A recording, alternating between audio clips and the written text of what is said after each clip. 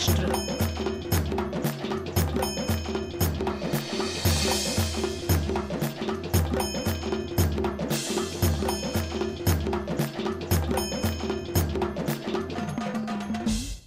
हो नमस्कार. आढावा विधानसभा मतदारसंघांचा या कार्यक्रमात आपलं स्वागत. नाशिक जिल्ह्यातल्या 7 विधानसभा मतदारसंघांमधल्या राजकीय परिस्थितीचा आढावा, निवडणुकीवर प्रभाव पाडणारे विविध घटक यांची माहिती आपण आजच्या भागात जाणून घेणार आहोत.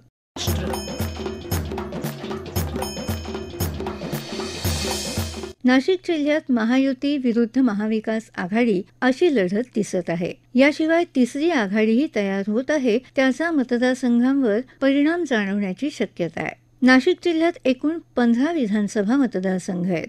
लोकसभा निवडणुकीत महायुतीला मोठा फटका बसला. नाशिक, दिंडोरी आणि धुळे लोकसभा मतदारसंघात महाविकास आघाडीचे उमेदवार निवडून आले आणि त्यांचं मनोधैर्य वाढलं.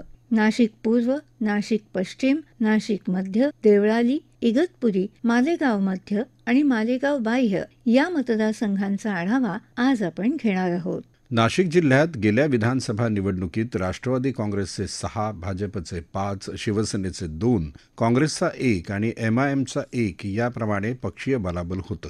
मात्र राज्यात मध्यंतरी घडलेल्या घडामोडीत राष्ट्रवादी काँग्रेसचे सर्व 6 आमदार भाजपाकडे आले. त्यामुळे भाजप, राष्ट्रवादी आणि शिवसेनेचे 2 असे एकूण 13 आमदार महायुतीचे आहेत. असं असताना लोकसभा निवडणुकीत फटका बसल्याने आता विधानसभा निवडणुकीत महायुती आणि महाविकास आघाडीही सतर्क झाली आहे. विधानसभा मतदारसंघाच्या पुनर्रचनेत पूर्वीच्या नाशिक विधानसभा मतदारसंघाचे एकूण 3 मतदारसंघ झाले आहेत. यात नाशिक पूर्व, नाशिक पश्चिम आणि मध्य नाशिक अशा 3 विधानसभा मतदारसंघांचा समावेश आहे. यातल्या पूर्व नाशिक मतदारसंघात सलग 2 वेळा भाजपनं बाजी मारली आहे. 2009 मध्ये झालेल्या विधानसभा निवडणुकीत महाराष्ट्र नवनिर्माण सेनेचे उमेदवार उत्तमराव ढिकले निवडून आले. मात्र 2014 मध्ये भाजपचे बाळासाहेब सानप निवडून आले. 2019 मध्ये भाजपने बाळासाहेब सानप यांना उमेदवारी नाकारली आणि महाराष्ट्र नवनिर्माण सेनेतून भाजपात दाखल झालेले राहुल ढिकले यांना उमेदवारी दिली. नाराज झालेल्या बाळासाहेब सानप यांनी राष्ट्रवादी काँग्रेसकडून निवडणूक लढवली. निवडणुकीत ढिकले यांनी सानप यांचा पराभव केला. मात्र 5 वर्षात बदललेल्या राजकारणात बाळासाहेब सानप हे पुन्हा भाजपात दाखल झाले असून या निवडणुकीत ते इच्छुक उमेदवार आहेत. लोकसभा निवडणुकीत पराभूत झालेले शिवसेनेचे माजी खासदार हेमंत गोडसे देखील या मतदारसंघातून इच्छुक आहेत. महाविकास आघाडीत काँग्रेस आणि राष्ट्रवादी काँग्रेसने या मतदारसंघावर दावा केला आहे. राष्ट्रवादी शरदचंद्र पवार पक्षाचे जगदीश गोडसे आणि अतुल मते तर काँग्रेसकडून विजय राऊत उमेदवारीसाठी इच्छुक आहेत. पश्चिम नाशिक मतदारसंघ पूर्वीच्या नाशिक मतदारसंघात समाविष्ट असलेल्या सिडको आणि सातपूर विभागाला एकत्र करून पश्चिम नाशिक मतदारसंघ तयार करण्यात आला आहे. या मतदारसंघात सिडको आणि सातपूर या कामगार वसाहतीचा तसंच औद्योगिक क्षेत्राचा समावेश आहे. विशेष म्हणजे या मतदारसंघात कळवण, सटाणा, मालेगाव म्हणजेच कसमा मतदारांचा कल महत्त्वाचा आहे. तसंच जळगाव आणि धुळ्याकडचे मतदारही मोठ्या प्रमाणात असल्याने खानदेशी मतदार गट प्रभावी आहे. त्याचप्रमाणे सातपूर परिसरात कामगार म्हणून राहणारे हिंदी भाषक मतदारही मोठ्या प्रमाणात आहेत. 2009 मध्ये झालेल्या विधानसभा निवडणुकीत या मतदारसंघातून महाराष्ट्र नवनिर्माण सेनेचे उमेदवार नितीन भोसले यांनी भाजपचे उमेदवार डॉक्टर राहुल आहेर यांचा पराभव करून विजय मिळवला होता.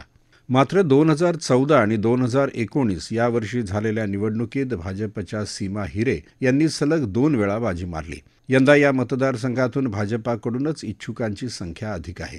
गेल्यावेळी राष्ट्रवादी काँग्रेसकडून निवडणूक लढवणारे डॉक्टर अपूर्व हिरे राष्ट्रवादी अजित पवार गटात असून त्यांनीही या मतदारसंघावर दावा केला आहे. शिवसेना उद्धव बाळासाहेब ठाकरे पक्षाचे जिल्हा प्रमुख सुधाकर बडगुजर, त्याचबरोबर महाविकास आघाडीतला घटक पक्ष मार्क्सवादी कम्युनिस्ट पक्षाचे डॉक्टर DL कराड यांनी देखील आघाडीकडे उमेदवारी मागितली आहे. राष्ट्रवादी काँग्रेस शरदचंद्र पवार पक्षाकडून नाना महाले तसंच महाराष्ट्र नवनिर्माण सेनेकडून पक्षाचे शहराध्यक्ष सुदाम कोंबडे, प्रदेश उपाध्यक्ष सलीम शेख हे देखील इच्छुक आहेत. मध्य नाशिक विधानसभा मतदारसंघ इथे मराठा, दलित आणि मुस्लिम मतदार अधिक आहेत. बहुशा नाशिकच्या गावठाण भागाचा समावेश या मतदारसंघात आहे. तसंच कॉलेज रोड, गंगापूर रोड या उच्चभ्रू वसाहती सुद्धा या मतदारसंघात येतात. 2009 मध्ये झालेल्या विधानसभा निवडणुकीत महाराष्ट्र नवनिर्माण सेनेचे प्रदेश सरचिटणीस वसंत गीते यांनी तत्कालीन माजी आरोग्य राज्यमंत्री डॉक्टर शोभा बच्छाव यांचा सुमारे 32,000 मतांनी पराभव केला होता. 2014 मध्ये मात्र भाजपच्या उमेदवार प्राध्यापक देवयानी फरांदे यांनी तत्कालीन आमदार असलेले वसंत गीते यांचा पराभव केला. यंदा फरांदे हॅट्रिक करण्यासाठी तयारी करत असल्या तरी इतरही उमेदवार स्पर्धेत आहेत. महाविकास आघाडीकडून काँग्रेसच्या डॉक्टर हेमलता पाटील यांच्यासह सुमारे 14 दावेदार आहेत. माजी आमदार वसंत गीते यावेळी शिवसेना उद्धव ठाकरे पक्षाच्या वतीने निवडणूक लढवायला उत्सुक आहेत. माजी महापौर विनायक पांडे उमेदवारीसाठी इच्छुक आहेत. एकूण या मतदारसंघात बंडखोरीची चिन्ह अधिक आहेत. आता जाणून घेऊया देवळाली विधानसभा मतदारसंघाबद्दल. विधानसभा मतदारसंघाच्या पुनर्रचनेत तयार झालेल्या या मतदारसंघात नाशिक रोड परिसर आणि नाशिक तालुक्याचा समावेश होतो. हा मतदारसंघ सुरुवातीपासूनच अनुसूचित जातींकरता राखीव आहे आणि तो शिवसेनेचा बालेकिल्ला मानला जातो. या मतदारसंघात तब्बल 25 वर्ष शिवसेनेचे माजी मंत्री बबनराव घोलप हेच निवडून येत होते. मात्र 2012 मध्ये त्यांच्यावर गैरव्यवहारांचे आरोप झाले आणि 2014 मध्ये त्यांचे पुत्र योगेश घोलप यांना संधी देण्यात आली. गेल्या निवडणुकीत मात्र घोलप घराण्याचं वर्चस्व संपवून राष्ट्रवादी काँग्रेसच्या उमेदवार सरोज अहिरे यांनी बाजी मारली. त्या पूर्वी भाजपच्या नगरसेवक होत्या.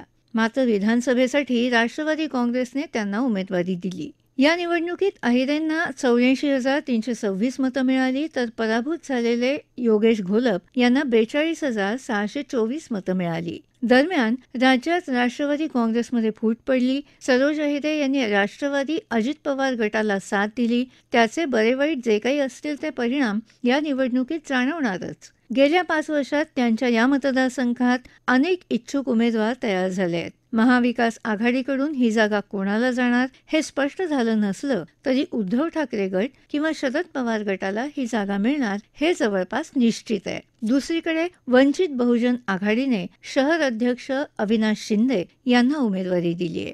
मालेगाव मध्य विधानसभा मतदारसंघ राज्यातला संवेदनशील मतदारसंघ म्हणून मालेगाव मध्य मतदारसंघाचा उल्लेख केला जातो. यंत्रमागाचं शहर म्हणून ओळखला जाणाऱ्या मालेगाव शहराचा समावेश या मतदारसंघात आहे. सुमारे 80% मुस्लिम समाजाचं प्राबल्य असून या मतदारसंघात यापूर्वी जनता दलाचं वर्चस्व होतं. सेक्युलर जनता दलाचे नेते निहाल अहमद यांनी या मतदारसंघाचं तब्बल 25 वर्ष प्रतिनिधित्व केलं होतं. निहाल अहमद यांना त्यांचे शिष्य मानले जात असलेल्या रशीद शेख यांनी 1999 मध्ये पराभूत करून बाजी मारली होती. त्यानंतर 2004 मध्ये पुन्हा ते निवडून आले. 2008 मध्ये मात्र या मतदारसंघाची पुनर्रचना होऊन मालेगाव बाह्य मतदारसंघ वेगळा झाला. त्यातच मालेगाव मध्यमध्ये धर्मगुरू आणि सध्याचे MIMचे आमदार मौलाना मुफ्ती इस्माईल यांनी राजकारणात सक्रिय प्रवेश केला. जनसुराज्यकडून त्यांनी निवडणूक लढवली आणि शेख रशीद यांचा पराभव केला. आता ते MIMचे आमदार आहेत. माजी आमदार शेख रशीद यांचे पुत्र आसिफ शेख, काँग्रेसचे एजाज बेग, समाजवादी पार्टीच्या शाने हिंद या संभाव्य दावेदार आहेत. शाने हिंद या निहाल अहमद यांच्या कन्या आहेत. लोकसभा निवडणुकीत धुळे लोकसभा मतदारसंघातील काँग्रेसच्या उमेदवार डॉक्टर शोभा बच्छाव यांना मालेगाव मध्य विधानसभा मतदारसंघातून 1,98,000 इतकी मतं मिळाली होती. त्यामुळे महाविकास आघाडीला या मतदारसंघातून विजयाची अपेक्षा आहे. मालेगाव बाह्य विधानसभा मतदारसंघ पूर्वीच्या दाभाडी विधानसभा मतदारसंघाचं रूपांतर मालेगाव बाह्य मतदारसंघात झालं. मात्र त्यापूर्वीपासूनच सध्याचे पालकमंत्री आणि शिवसेनेचे नेते दादा भुसे सलग 4 वेळा निवडून आले. दाभाडी मतदारसंघ असतानाच एकेकाळी नाशिक जिल्ह्यातच नव्हे तर राज्यात दबदबा असलेल्या भाऊसाहेब हिरे घराण्याच्या वारसांना भुसे यांनी आव्हान दिलं होतं आणि ते प्रशांत हिरे यांना पराभूत करून निवडूनही आले. मालेगाव बाह्य मतदारसंघ 2008 मध्ये तयार झाल्यानंतरही दादा भुसे यांनी आपलं वर्चस्व कायम राखलं. अर्थात 2019 मध्ये झालेल्या निवडणुकीत तत्कालीन काँग्रेस उमेदवार तुषार शेवाळे यांनी त्यांना चांगली लढत दिली. मात्र विजय भुसे यांचा पराभव झाला. राज्यात महाविकास आघाडी सत्तेत आल्यानंतर कृषीमंत्री पदाची जबाबदारी त्यांना मिळाली होती. मात्र शिवसेनेत फूट पडल्यानंतर ते मुख्यमंत्री एकनाथ शिंदे यांच्याबरोबर गेले. त्यांचे पारंपरिक विरोधक असलेले हिरे घराण्याचे वारस अद्वै हिरे यांनी शिवसेना उद्धव बाळासाहेब ठाकरे पक्षात प्रवेश केला. हिरे घराण्याचे एकूण प्राबल्य बघता त्यांना उद्धव ठाकरे गटाने अगोदर त्यांना उपनेतेपद दिलं आणि नंतर उमेदवारी निश्चित केली. त्यामुळे दादा भुसे आणि अद्वै हिरे यांची उमेदवारी अधिकृतरित्या घोषित होणेच बाकी आहे. याशिवाय गेल्यावेळी दादा भुसे यांच्या विरोधात निवडणूक लढवणारे डॉक्टर तुषार शेवाळे यांनी लोकसभा निवडणुकीत काँग्रेस पक्षाने उमेदवारी न दिल्यानं भारतीय जनता पार्टीत प्रवेश केला आहे. याच मतदारसंघातून शिवसेना उद्धव बाळासाहेब ठाकरे गटाकडून बंडूकाका बच्छाव तयारी करत आहेत. मात्र असे असले तरी अद्वै यांची उमेदवारी निश्चित मानली जात आहे. इगतपुरी विधानसभा मतदारसंघ. इगतपुरी हा मतदारसंघ आदिवासी बहुल असून तो अनुसूचित जमातीसाठी राखीव आहे. या मतदारसंघात कायम काँग्रेस पक्षाचं वर्चस्व राहिलं आहे. अपवाद केवळ एकदा भाजप आणि एकदा शिवसेनेचा उमेदवार निवडून आला आहे. नंदुरबारमध्ये विक्रमी वेळा खासदार म्हणून निवडून आलेले काँग्रेसचे माणिकराव गावित यांची कन्या निर्मला गावित नाशिक शहरात वास्तव्यास आल्यानंतर त्या 2 वेळा नाशिक महापालिकेच्या नगरसेविका म्हणून निवडून आल्या आणि त्यानंतर 2009 मध्ये त्यांनी इगतपुरी विधानसभा मतदारसंघातून निवडणूक लढवली. त्यात त्या विजयी झाल्या. 2014 मध्ये भाजपाची लाट असतानाही पुन्हा निर्मला गावित विजयी झाल्या. 2019 मध्ये मात्र त्यांनी शिवसेनेत प्रवेश केला आणि वातावरण फिरलं. ही जागा राष्ट्रवादीकडे असल्याने राष्ट्रवादीचे जिल्हा परिषद सदस्य हिरामण खोसकर यांनी काँग्रेस पक्षात प्रवेश केला आणि त्यांनी निर्मला गावित यांचा पराभव केला. त्यानंतर हिरामण खोसकर या मतदारसंघाचं नेतृत्व करीत असतानाच अलीकडेच झालेल्या विधान परिषदेच्या निवडणुकीत त्यांनी क्रॉस वोटिंग केल्याचा ठपका ठेवण्यात आला. त्यामुळे खोसकर यांनी राष्ट्रवादीच्या अजित पवार गटात प्रवेश केला आहे. साहजिकच शिवसेनेच्या उद्धव बाळासाहेब ठाकरे गटात कायम राहिलेल्या निर्मला गावित यांच्या उमेदवारीचा मार्ग मोकळा झाला आहे. ही जागा काँग्रेसकडे असल्याने महाविकास आघाडीत ही जागा बदलून उद्धव बाळासाहेब ठाकरे पक्षाकडे जाण्याची शक्यता आहे किंवा निर्मला गावित काँग्रेस पक्षाकडून निवडणूक लढण्याची शक्यता आहे. हिरामण खोसकर हे महायुतीचे उमेदवार असतील असं जवळपास स्पष्ट झालं आहे. दरम्यान या राखीव मतदारसंघातही 20 पेक्षा जास्त इच्छुक उमेदवार आहेत. वंचित बहुजन आघाडीचे भाऊसाहेब डगळे यांना उमेदवारी घोषित केली आहे. मात्र मुख्य लढत निर्मला गावित आणि हिरामण खोसकर यांच्यातच होण्याची शक्यता आहे. या विधानसभा मतदारसंघांमधल्या एकूण राजकीय स्थितीविषयी ज्येष्ठ पत्रकार अभिजित कुलकर्णी यांनी सांगितलं. नाशिक शहरातले 3ही मतदारसंघ सध्या भारतीय जनता पार्टीचे इथे आमदार आहेत. गेल्या पंचवार्षिकातही भारतीय जनता पार्टीचेच आमदार इथे निवडून आले होते. तत्पूर्वी मनसे या पक्षाला नाशिककरांनी संधी दिली होती. ही गेल्या 3 निवडणुकीची साधारण आपल्याला समरी म्हणता येईल. यंदाची परिस्थिती मात्र राजकीय सगळ्या परिप्रेक्षावर खूप बदललेली आहे. नाशिक शहर हे एक प्रगतिशील शहर असलं आणि वेगाने वाढत असलं, इथे लोकांच्या ज्या काही अपेक्षा आहेत की रोजगार वाढला पाहिजे, इंडस्ट्री मोठ्या प्रमाणावर आली पाहिजे, इंडस्ट्रीयल मोठे प्रोजेक्ट आले पाहिजेत, कनेक्टिव्हिटी अधिक चांगली झाली पाहिजे. मग ती एअर कनेक्टिव्हिटी असो की रस्त्यांची असो. समृद्धी महामार्गही अजून पूर्ण झालेला नाहीये आणि नाशिक मुंबई रस्ता जो आहे तो दरच पावसाळ्यात अत्यंत दयनीय अवस्था होते. या सगळ्या समस्या सोडवणारे, याच्यावर तोडगा काढणारे लोकप्रतिनिधी नाशिककरांना हवे आहेत. त्या दृष्टीनेच गेल्या वेळेसही नाशिककरांनी भारतीय जनता पार्टीला भरभरून मतदान केलं होतं. पण यंदाच्या सगळ्या राजकीय उलथापालथीनंतरची परिस्थिती गेल्या वेळेस सारखी निश्चितपणे दिसत नाही. आपल्याला ती आहे असंही म्हणता येत नाही. भाजपचा इथे दावा राहणार आहे अर्थातच, कारण गेल्या 10 वर्षापासून हे मतदारसंघ त्यांच्याकडे आहेत. त्याच्यामुळे भाजप इथला दावा सोडेल शहरावरच्या 3ही मतदारसंघाच्या, याची यत्किंचितही कुठे शंका दिसत नाहीये. आणि नाशिक पूर्व आणि पश्चिम या दोन्ही मतदारसंघात गेल्या लोकसभा निवडणुकीत इथे महायुतीच्या उमेदवाराला थोडाफार का होईना लीड मिळालेला आहे. प्रतिकूल परिस्थिती असतानाही आणि शिवसेनेच्या उमेदवाराबद्दल मोठ्या प्रमाणावर नाराजी असतानाही या 2 मतदारसंघांमध्ये भाजप आघाडीवर राहिलेली आहे. पश्चिम मध्ये जर का आपण बघितलं तर या मतदारसंघाची साधारण मानसिकता ही हिंदुत्ववादी म्हणा किंवा भारतीय जनता पार्टी शिवसेनेच्या दृष्टीने झुकलेली आहे. त्या उलट मध्य मतदारसंघात मात्र महाविकास आघाडीच्या अननोन उमेदवाराला सुद्धा चांगला लीड मिळाला होता. आणि इथली जी एकंदरीत रचना आहे सर, इथे मुस्लिम आणि एससी समाजाचं मतदान हे खूप मोठ्या प्रमाणावर आहे. आणि हे दोन्ही समाज जर का महायुती बरोबर राहिले नाहीत तर मात्र महायुतीला नक्कीच फरक पडू शकतो. महाविकास आघाडीला त्याचा ऍडव्हान्टेज मिळेल. असेल, तिथे बंडखोरी होण्याची खूप शक्यता आहे. मध्य नाशिकमध्ये प्रचंड प्रमाणावर इच्छुक असल्यामुळे सगळ्याच पक्षांमध्ये. नाशिक बाह्यबद्दल बोलायचं झालं तर हा परंपरेने शिवसेनेबरोबर राहिलेला मतदारसंघ होता. गेल्या निवडणुकीत प्रथमच राष्ट्रवादीच्या सरोज आहिरे यांनी त्यांचा पराभव केला घोलप परिवाराचा. त्याच्यामुळे त्या थोडं सरप्राईज एलिमेंट ठरल्या होत्या.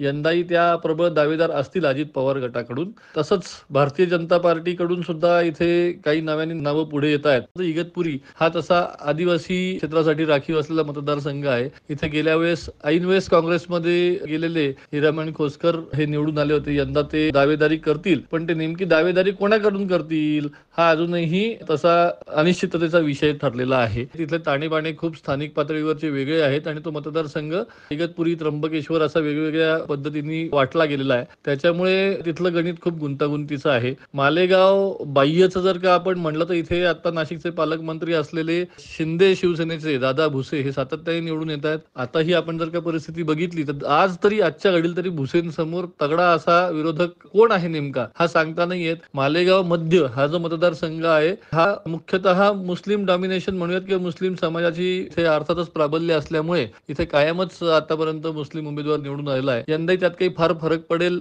अशी गोष्ट नाहीये. त्याच्यामुळे इथलं चित्र सुद्धा काही असं स्पष्ट आहे असं म्हणता येणार नाही. या विधानसभा मतदारसंघांमधल्या राजकीय परिस्थितीविषयी ज्येष्ठ पत्रकार सचिन अहिरराव यांनी विश्लेषण केलंय. महाराष्ट्र विधानसभेच्या निवडणुकीची आचारसंहिता नुकतीच लागू झाली असली तरी इच्छुक महिनाभर आधीपासूनच कामाला लागले होते. त्यातही शिवसेना आणि राष्ट्रवादी या प्रमुख पक्षांच्या विभाजनामुळे अनेक शक्यता निर्माण होऊन नाशिक शहरातील प्रत्येक मतदारसंघात सर्व पक्षांचे मिळून किमान डझनभर इच्छुक आपापल्या उमेदवारीसाठी जोरदार मोर्चेबांधणी करत आहेत. आणि म्हणूनच जागा वाटप आणि उमेदवारी निश्चिती अशा दुधारी तलवारीवर सर्वच राजकीय पक्षांना चालावे लागणार आहे. महायुती आणि महाआघाडीने ही चाल कितीही सावधपणे करण्याचा प्रयत्न केला तरी कुठे ना कुठे घायाळ होणं हे त्यांच्या सर्वच घटक पक्षांसाठी अटळ आहे. रिअल इस्टेट क्षेत्राच्या विकासात नाशिक देशभरात 9व्या स्थानावर असल्याचं नुकत्याच झालेल्या एका पाहणीत स्पष्ट झालं आहे. पण शहरीकरणाच्या या गतीला पूरक असा नाशिकचा विकास होतो आहे का या प्रश्नाचं उत्तर फारसं आशादायी नाही. नाशिक शहरातील मध्य, पूर्व आणि पश्चिम या तीनही मतदारसंघात गेल्या 10 वर्षांपासून भाजपसारख्या सत्ताधारी पक्षाचे आमदार आहेत. महानगरपालिकेतही भाजपचीच सत्ता होती. पण नाशिक शहराला याचा कितपत फायदा झाला हा संशोधनाचा विषय आहे. दळणवळणाच्या बाबतीत तर नाशिकची कधी नव्हे इतकी आबाळ या कालावधीत झालेली दिसते. नाशिक मुंबई महामार्गाची भयानक दुरवस्था हे दुखणं तर आता जुनाट आणि जटिल बनलं आहे. मेट्रो नियो प्रकल्प, नाशिक ते नाशिक रोड दरम्यान दुहेरी उड्डाण पूल, Nashik Pune semi speed railway अशी एक ना अनेक आश्वासनं टांगणीला लागलेली आहेत. जवळपास 2 वर्षांहून अधिक काळ नाशिक महानगरपालिकेत प्रशासकीय राजवट लागू असल्याने शहरांतर्गत अनेक प्रश्न वाऱ्यावर आहेत. शहरातील अंतर्गत रस्त्यांचीही चाळण झालेली आहे. मोठ्या औद्योगिक प्रकल्पांची नाशिककरांना असलेली आसही कोरडीच राहिली आहे. आगामी सिंहस्थ कुंभमेळ्याच्या नियोजन आणि निधी बाबतीतही नाशिकला फारसं गांभीर्यानं घेतलं गेल्याचं दिसत नाही.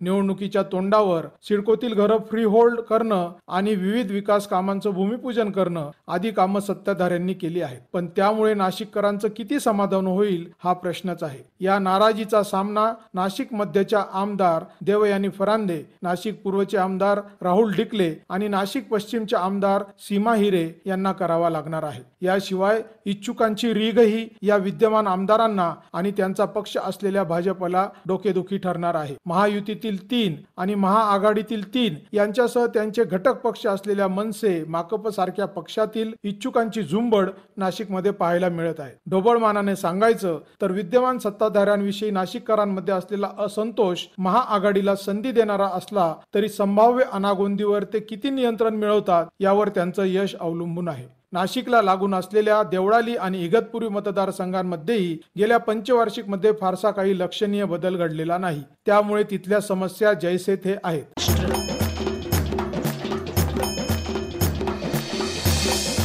श्रोते हो, आपला आढावा विधानसभा मतदारसंघांचा हा कार्यक्रम आपण न्यूज ऑन AIR या ॲपवरही लाईव्ह ऐकू शकता. त्यासोबतच आमच्या मुंबई एअर न्यूज या YouTube वाहिनीवर आणि आकाशवाणी मराठी बातम्या या पॉडकास्टवर कार्यक्रमाचं ध्वनिमुद्रण आपल्याला कधीही ऐकता येईल. हा कार्यक्रम आकाशवाणी मुंबईच्या प्रादेशिक वृत्त विभागानं सादर केला. सादरकर्त्या सरस्वती कुवळेकर. समन्वय जीवन भावसार. लेखन आणि माहिती संकलन संजय पाठक. निर्मिती सहाय्य राजेश शेजोळे. संपादन गौरी देशमुख आणि निवेदन राजेश शिरभाते आणि गौरी देशमुख.